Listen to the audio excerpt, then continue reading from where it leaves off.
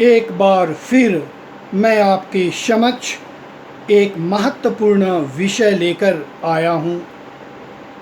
पूंजीवाद क्या है, इसके संदर्भ में चर्चा करना है। यह एक महत्वपूर्ण विषय माना जाता है जो आर्थिक आधार पर आधारित होता है, जिसमें धन का संग्रह किया जाता है। राजनीति शास्त्र के अनुसार यह एक विचार प्रणाली माना जाता है।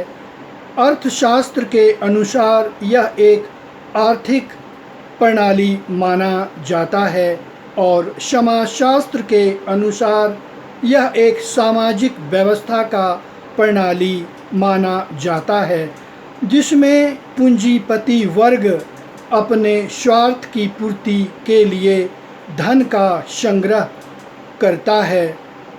पहले ज़माने में पूंजीपति वर्ग मनुष्य की आवश्यकताओं की पूर्ति के लिए कार्य करता था, लेकिन आधुनिक युग में इस तरह की बात नहीं है। वह अपने स्वार्थ की पूर्ति के लिए धन का संग्रह करता है।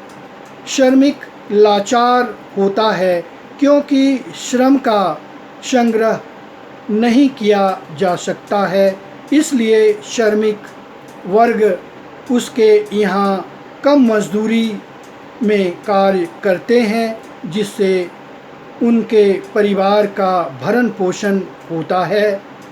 वह लाचार होता है।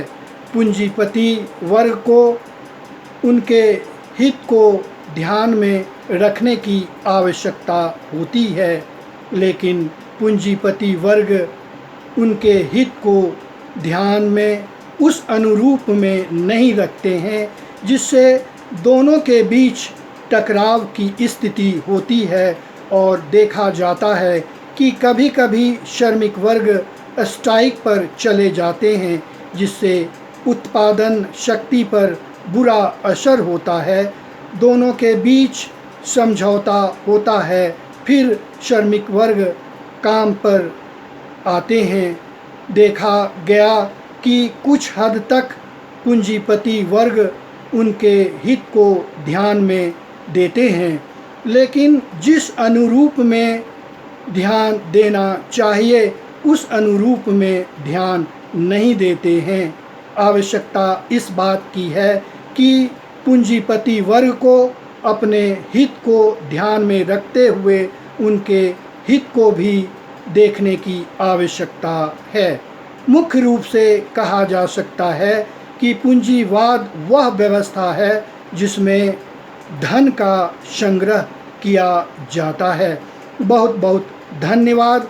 अंत में मैं आपसे रिक्वेस्ट करना चाहूँगा, इस महत्वपूर्ण व्यूज़ को लाइक और सब्सक्राइब करें और शेयर करें, जिससे समाज में ये महत्वपूर्ण बातें पहुँचे और मनुष्य का कल्याण हो सके। बहुत बहुत धन्यवाद।